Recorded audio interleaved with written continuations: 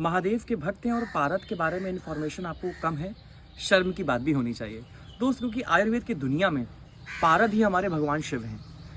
जब मरकरी का नाम सुनते हैं, पारद का नाम सुनते हैं तो बहुत से पेरेंट्स डर जाते हैं। उन्हें लगता है ये तो हैवी मेटल है। खूब बदनामी होती है आयुर्वेद की कि हैवी मेटल से इस्तेमाल करते हैं, पारद इस्तेमाल करते हैं, मरकरी इस्तेमाल करते हैं। दोस्त, आपको ये जानकर गर्व होना चाहिए कि भारत की फिलॉसफी और एल्केमी दुनिया में सबसे श्रेष्ठ रही है, हमेशा से रही है।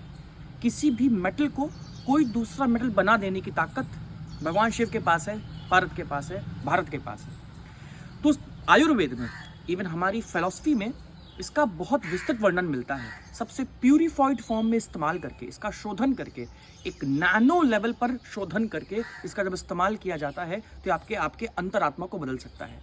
पारद के अंदर एक ऐसी ताकत है जो स्पर्श मात्र से ही अपने गुण को देती है। ईश्वर को मेटल का दर्जा दिया गया, मेटल को ईश्वर का दर्जा दिया गया हमारे शास्त्रों में। क्यों? क्योंकि वैसा ही प्रभाव दिखता है।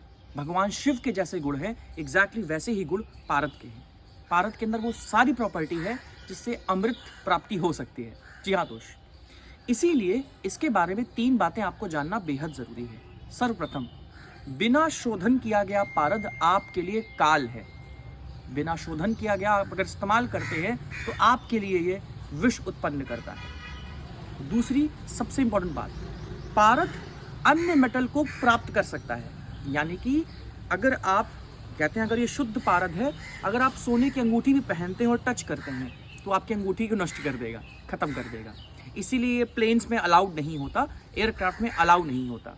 तीसरी सबसे खास बात, तो पारद इन डिफरेंट कॉम्बिनेशन विथ गंधक आपके लिए कजली कल्पना बनाता है और ये आयुर्वेद की 80% औषधियों का बेस होता है। इसीलिए अगर आप इसे इस्तेमाल कर रहे हैं तो देखिए उसका सोर्स क्या है। सही व्यक्ति से ले रहे हैं, अच्छी स्थापित कंपनी से ले रहे हैं जो पारद को शोधित करके इस्तेमाल करती है। बेसिक इन्फॉर्मेशन आपको होना बेहद ज़रूरी है। पारद से डरना बंद कीजिए, इनकी भ्रांतियों को छोड़िए और इसके अमृत गुण को प्राप्ति के लिए इसका इस्तेमाल कीजिए अपने नियरेस्ट वैद्य से पूछकर। सही आयुर्वेद चुनिए अपने लिए, अपनों के लिए। आयुर्वेद सबसे पहले।